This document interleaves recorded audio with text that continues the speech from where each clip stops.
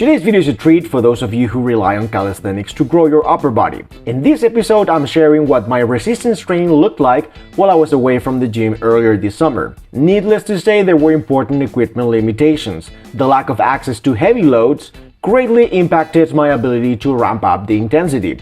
So naturally, I had to make up for it by cranking up the volume.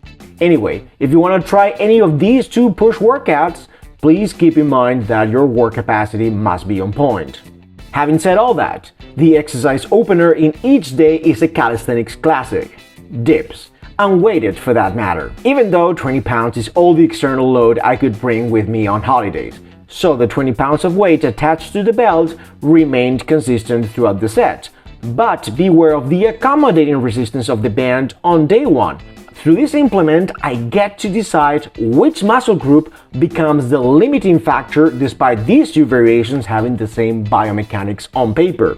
On day A, I terminate my sets because of my triceps. The tension gets overwhelmingly greater as the band stretches. Put it differently, the band gradually adds more resistance as I travel across the concentric portion of the repetition. This means that another 50 to 60 extra pounds of resistance are slapped on towards the top, which happens to be the part where the triceps do most of the work, since all that is left for the trainee, in this case me, is to lock out the elbows. So day A features a weighted dip that loads the bottom with 20 pounds of resistance, but around 3 to 4 times as much towards the lockout.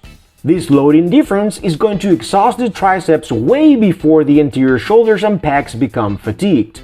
On day B, however, I let muscular fatigue to be more naturally dispersed among the main movers in a dip. This time around, I get to overload the chest and front delts more preferentially with the same amount of weight. As a result, on this second session, I can work with a much higher rep count.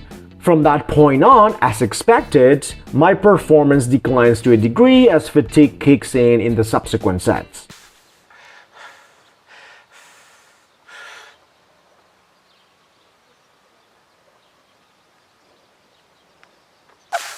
Alongside the push-up, dips are a great exercise to build a foundation of pushing strength in the upper body.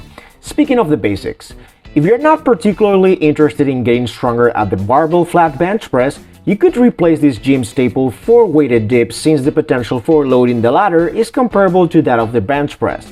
Plus, you're targeting the same muscles. In my personal case, I pretty much always include these two or variations thereof throughout the year since my primary goal is to build muscle and not necessarily to maximize strength adaptations in any given movement. But tangents aside, let's get back to the training clips. Furthermore, on day B, I wrapped up the first section of this workout with a back off set, where I performed the same exercise with my body weight only. The main muscle movers are pretty fatigued by now, so it's hard to reach double-digit numbers. But hey, this is hypertrophy training we're talking about here, right? The goal is to fully exhaust the muscles we want to target. Yes, in a rested state I could easily go beyond 15 dips, but now I barely get to 10. That's muscular fatigue right there. The biggest difference between the two training sessions comes to show in the second part of the workout. On day A, I'm going to stick around the parallel bars, whereas on day B, I'm going to change exercises altogether. On the left side of the screen, I'm performing a dip variation that overloads one of the two muscle groups that were kind of underwhelmed in the previous section due to the accommodating resistance of the band, in this case the anterior shoulder. By leaning forward and spending the entire duration of a set towards the bottom of the dip, I put a ton of stress on the anterior deltoid. Here, I am intentionally skipping the lockout in order to keep this muscle under constant tension. This is going to leave no doubt as to which muscle reaches muscular failure. On the right side of the screen, however, you see me complete decline wide grip push-ups with a significant deficit. The former was more shoulder focused, whereas the latter is more chest dominant. In both cases, I'm gonna go for rather high repetitions as I'm only using my body weight as resistance. On day B in particular, thanks to 1. The elevation of my feet, 2. The extra range of motion, and 3. The pause at the bottom, I get to keep my rep count somewhere around 12 to 15 reps with this harder push-up progression. Another major difference in programming is the fact that these push-ups are part of a superset. In Workout B, I pair together two opposing movement patterns.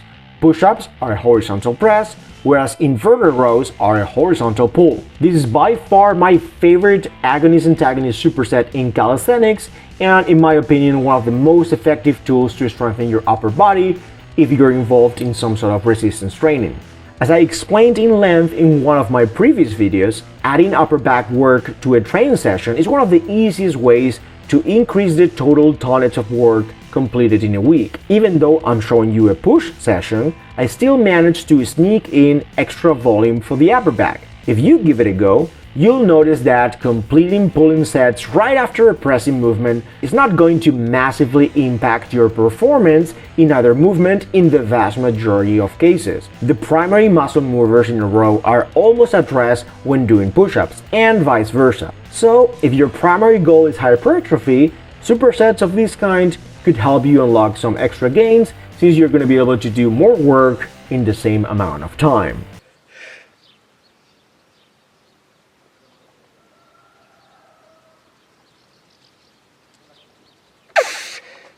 If your sets don't even remotely look like what I'm showing you here today in terms of effort level and intent, you're most likely wasting your time if your goal is building muscle. For real. Not to be discouraging, but hypertrophy training is the art of constantly pushing yourself to the very edge of a cliff and stop at the very last moment before you fall off. So, if you're not willing to reach that extreme point of physical discomfort multiple times throughout the week with ever-increasing resistance over many years while your nutrition is on point most times, perhaps you need to recalibrate your expectations with regards to your physique goals.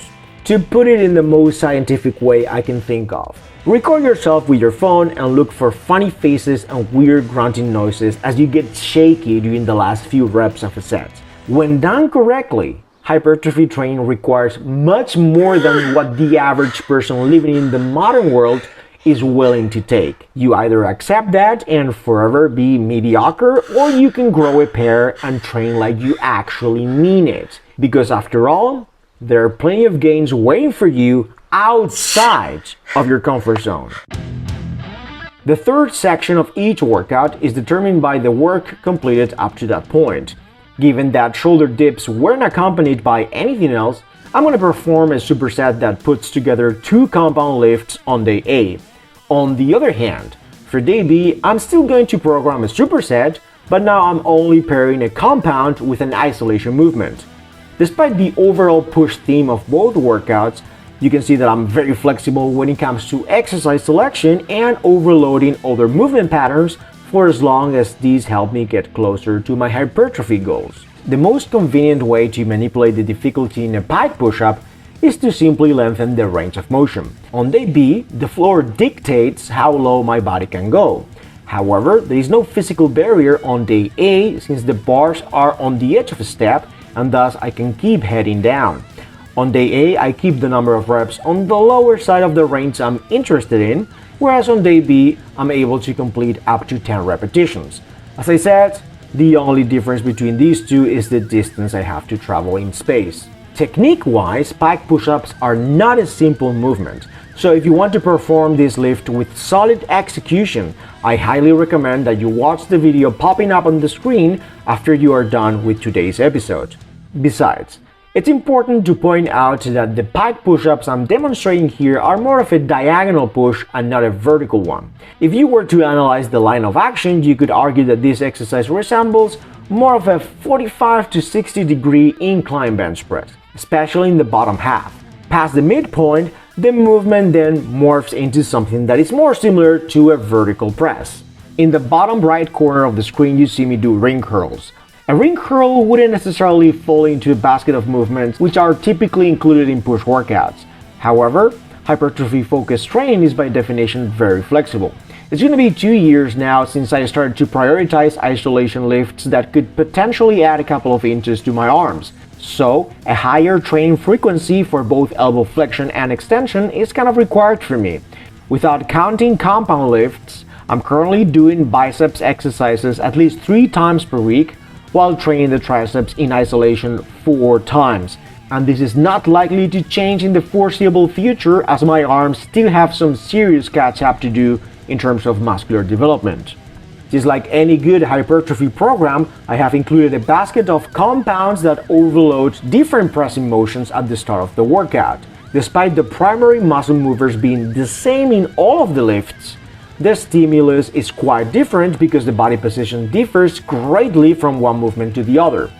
To sum it all up, on day A, I use banded weighted dips, shoulder dips, and pike push-ups with a major deficit as my main lifts. On day B, I program weighted dips, decline wide grip push-ups with a deficit, and pike push-ups with a milder deficit. Just taking the basic time-tested compounds in calisthenics and making them work for me.